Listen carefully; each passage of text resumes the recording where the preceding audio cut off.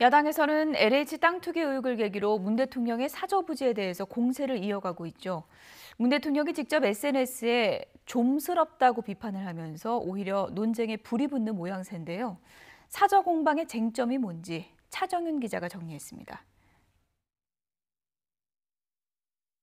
문재인 대통령은 지난해 4월 경남 양산 평산마을에 퇴임 후 거주할 사저부지 1,000평가량을 매입했습니다. 기존의 양산 내곡마을 사저는 경호상 문제로 퇴임 후 거주할 사저부지를 새로 사들인 겁니다. 경호처는 도저히 경호시설이 들어설 수 없다고 판단을 내렸습니다. 그런데 야당에서는 이 가운데 560여 평이 농지라며 농지법 위반 의혹을 제기했습니다. 집을 짓기 위해 땅을 사면서도 농지를 매입한 뒤 형질 변경을 통해 대지로 전환한 것이 투기 행위라는 겁니다. LH 직원들이 지금 비난받고 있는 이유와 다를 바 없습니다. 일반 국민들에겐 어렵기만 한 것이 토지 형질 변경 아닙니까?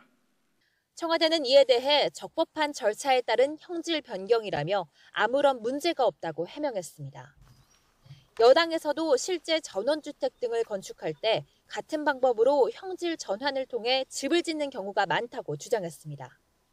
땅을 살 당시에 쓴 농업 경영 계획서도 야당이 공격하는 부분입니다. 문 대통령이 영농 경력 11년이라고 기재했는데 허위라는 설명입니다.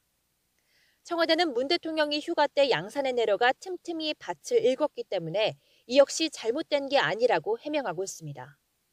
대통령께서도 취임 후에 농사지으러 가신 적 있습니까?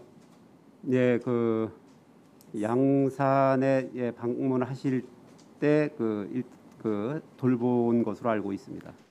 청와대와 여당은 이미 지난해 국정감사에서 해명이 끝난 사안이라고 하지만 야당은 공세를 멈추지 않는 상황. 급기야 문 대통령은 좀스럽고 민망한 일이라며 선거 시기라 이해하지만 그 정도 하시라는 SNS 글을 직접 올리기도 했습니다. 문 대통령의 이 같은 이례적인 메시지는 부동산으로 인한 위기감에 더해 야당의 공세를 더 이상 두고 볼 수 없다는 판단이 작용한 것으로 분석됩니다. YTN 차정윤입니다.